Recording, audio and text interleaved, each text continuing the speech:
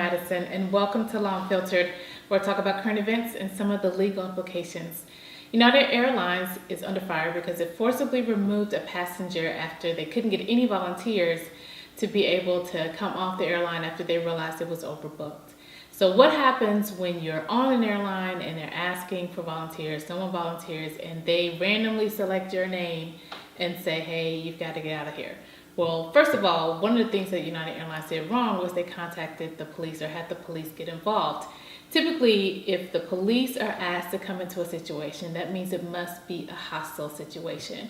And if you're talking about forcibly removing a passenger who paid for their ticket, was on the seat, because he was in his seat, and he is saying, I have an emergency situation, to then go and get the police is pretty much escalated the situation. So one, I think that was completely out of line, and if that happens to you, I do think that you do have a claim, as is what's kind of happened in this case, because Mr. or Dr. David Dio is in fact seeking legal counsel, has counsel, and they're talking about filing an immediate action. So that's one.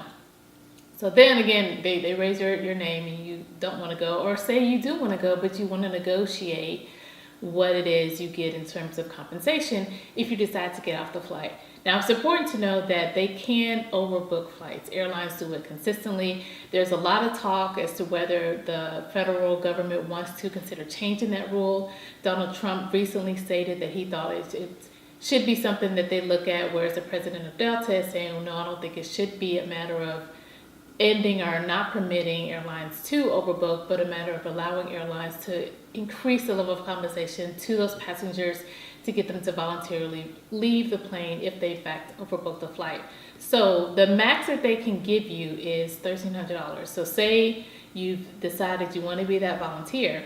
Well, they're going to give you, of course, a refund on your flight because you're not taking the flight, but the max that they can go beyond that is $1,300. So if they say, hey, we'll give you a refund and $700 on your next flight, you can try to negotiate to get up to that high dollar amount.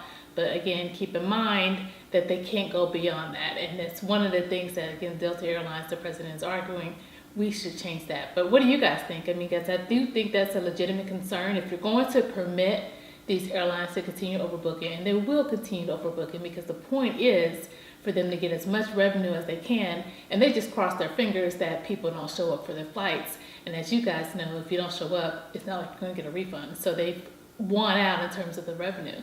But say everyone does show up, and so the only remedy would then be, well, let's try to compensate or get volunteers and overcompensate for the fact that we're not going to be able to take you to your destination. But let me know what you guys think, and thank you so much for listening, and I'll catch you next time on Law Unfiltered.